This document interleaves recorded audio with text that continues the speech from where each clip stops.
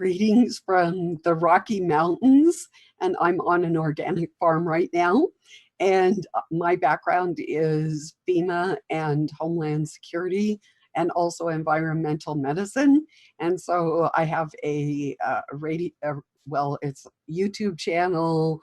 It's the Celestial Report. I'm the author of two books. One is Electromagnetic Radiation Protection Solutions, that tells you all about the supplements and the foods that you can eat to protect yourself from 5G, cosmic rays, and God forbid, a nuclear event. And so my specialty is providing creative and fun solutions to some of the problems that I know are coming. How I got on board with this is when I was 5 years old, my dad looked me in square in the eyes. He worked for naval intelligence, and he said, "This is going to happen on your watch and you need to prepare." And so I spent my whole life doing that. Back on August 15th, 2016, they put Health and Human Services put in the Federal Register an 88-page document on communicable diseases. I'm talking about all the language that we're seeing come to pass right now. And it was passed 90 days later, and it just laid in wait for us right now. And so it is actually being activated, or has been activated. You need to know that Health and Human Services entry into the Federal Register was a UN mandate, that this is actually coming from the United Nations, and so that everybody's harmonized. That's why you're seeing everybody speaking the same language. That's why we've got the same program going out. And what I would say that we're up against right now is a soft martial law. It has not gone hard. And when they talk about waves, we have something called dual use language. And so what happens is while the waves of the virus come, they're also going to give us managed waves of a little bit of freedom, some resistance, and then we're going to be incrementally going tighter and tighter into tyranny.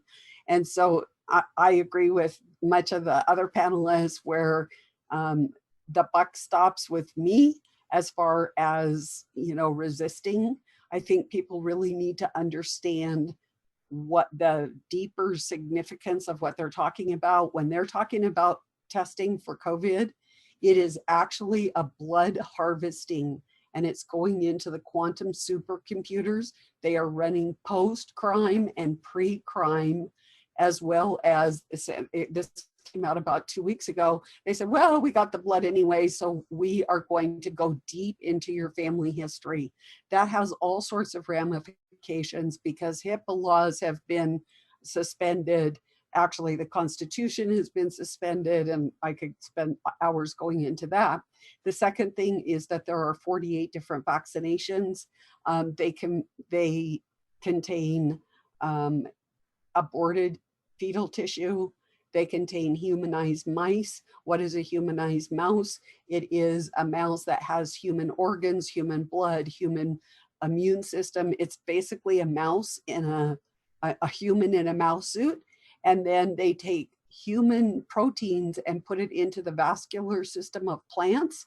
And then, so it's like a hybrid human plant. And they're going to mix all this in a blender with a little CRISPR, and they're saying that this is going to keep us safe from the pathogen. The last one is the one that I'm really worried about, and that's the DARPA hydrogel.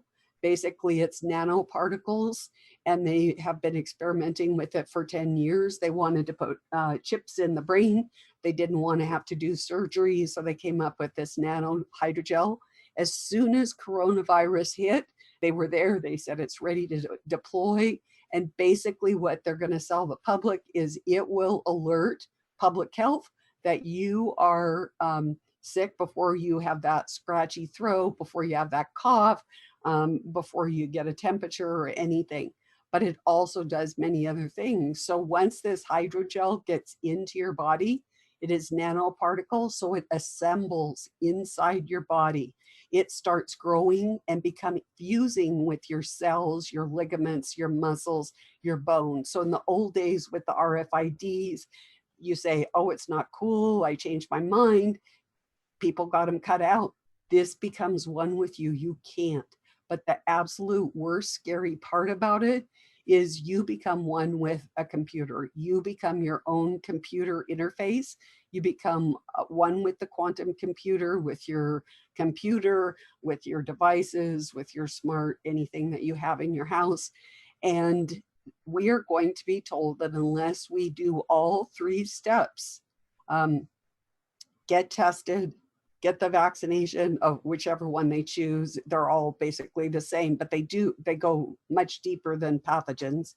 And then this sensor that we are not going to be able to get back to normal. So that's kind of what's going on. And so so part of the first part of making a decision is educating. So now you know what the basic plan for this is.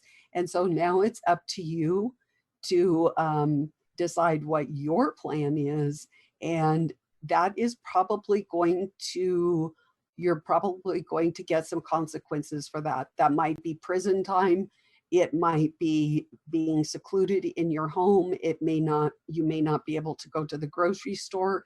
You need to think about, okay, so what am I going to do? How am I going to negotiate that? I'm going to have a garden, so I don't have to go to the grocery store. I grow my own medicine, so I don't have to go to the pharmacy, and I get skilled in, taking care of my own health care and various other things. So you then, because you've got this knowledge now, you can make some wise decisions. But is the government going to come out and tell you about all these things? No, they're not going to tell you. I was in a Y2K, 9/11, Hurricane Katrina, and I can tell you the objectives that were achieved were hair raising, and what you see has been a lie for a long time. So. And if you were to search on YouTube, Rodolfo Linas, Rodolfo Linas, Linas. He is a Nazi brain scientist that was in Bogota. I saw all of his documents from the 60s. He appeared in the United States at New York University sometime around the 80s or 90s, and he advises the NSA. Basically like a crystal radio in the brain, and then they're able to use 5G and directed energy to fully control the brain. And so what happens is, as you're ingesting some of these, fast foods that have been forced upon us, like sodium benzoate in the soda pop and in the McDonald's food that these people have been eating, they then turn on the pulse microwave, and these products have already gone into your brain fissures, and they're able to, they code out as plaques inside the brain. Well, these vaccines that they're looking to force on the world will break the blood-brain barrier. And if you go to Facebook and type in Sandia National Labs report, in 2006, the 3 national labs were working on full remote control of the human brain and monitoring. And I sent all these documents within this group chat. And as one last message, I'd like to give the laws to protect everybody. We're in the United States. We have a constitution, no matter what these people say. We also have US Code Title 18, Section 241, deprivation under color of law. I got a message from the Department of Justice to my email saying nobody can violate our civil rights. Europe is protected by the Nuremberg Code, as well as the US, as well as Israel. All countries after World War II signed on to the Nuremberg Code and the Helsinki Doctrine. All doctors cannot force medical treatment on anybody. Canada signed it too. There is no way around it. So there will be repercussions if somebody tries to force any form of testing. They're lacing the tests with the coronavirus. That was in many UK papers. Why would anybody take Chinese tests given by a billionaire and then test their people, it's basically lacing seeds of destruction in your population. And that's all I'd like to say. But please have a look at Rodolfo Linas, Wires in the Brain. Electronic mind control research is not new. A scientific milestone in this area came in the 1960s when Dr. Jose Delgado demonstrated remote control over a charging bull. By connecting a radio antenna to electrodes inserted into the bull's brain, Delgado proved that the animal's aggressive impulses could be thwarted by electronically manipulating the bull's muscle reflexes. Do you realize the fantastic possibilities if from the outside we could modify the inside? Could we give messages to the inside? But the beauty is that now we are not using electrodes. In recent years, Delgado has shown that the behavior of monkeys can be altered using low-power, pulsating magnetic fields. But in these experiments, there were no antenna implants. Any function in the brain, emotions, intellect, personality, well, could be perhaps modified by this non-invasive technology. Delgado's research has so far been limited to animals. But in the Soviet Union, a radio frequency, or RF device, has been used for over 30 years to manipulate the moods of mental patients.